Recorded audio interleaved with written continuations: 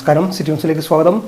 ദേശീയപാതയിൽ വാഹനത്തിൽ കടത്തുകയായിരുന്ന നിരോധിത പ്ലാസ്റ്റിക് ഉൽപ്പന്നങ്ങൾ തദ്ദേശ സ്വയംഭരണ വകുപ്പിന്റെ ജില്ലാ എൻഫോഴ്സ്മെന്റ് സ്ക്വാഡ് പിടിച്ചെടുത്തു. കണ്ണൂർ ചാല മുതൽ വാഹനത്തെ പിന്തുടർന്ന് മുഴപ്പിലങ്ങാട് വെച്ചാണ് വാഹനം പിടികൂടിയത്. കണ്ണൂരിലെ ഷമീൽ കെപിയുടെ ഉടമസ്ഥതയിലുള്ള TK ഏജൻസിയുടേതാണ് വാഹനം. ജില്ലയിലെ വിവിധ സ്ഥലങ്ങളിൽ നിരോധിത വസ്തുക്കൾ എത്തിച്ചു കൊടുക്കുന്ന വാഹനങ്ങൾ പിടിയിലാകുന്നത് ഇത് മൂന്നാമത്തെ തവണയാണ്. 10,000 രൂപ പിഴ ചുമത്തി തുടർ നടപടികൾ സ്വീകരിക്കാൻ സ്ക്വാഡ് നിർദ്ദേശം നൽകി.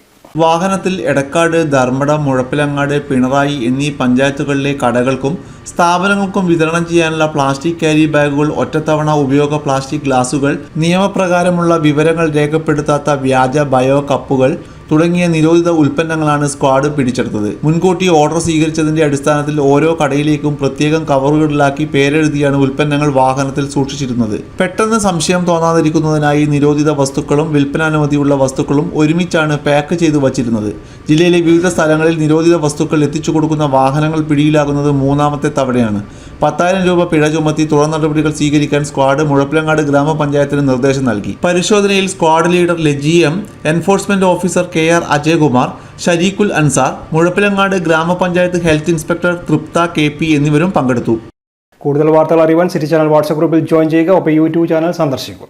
വാർത്തകളുടെ അവസാനിക്കുന്നില്ല. മറ്റൊരു വാർത്തയുമായി വീണ്ടും കാണാം. നമസ്കാരം.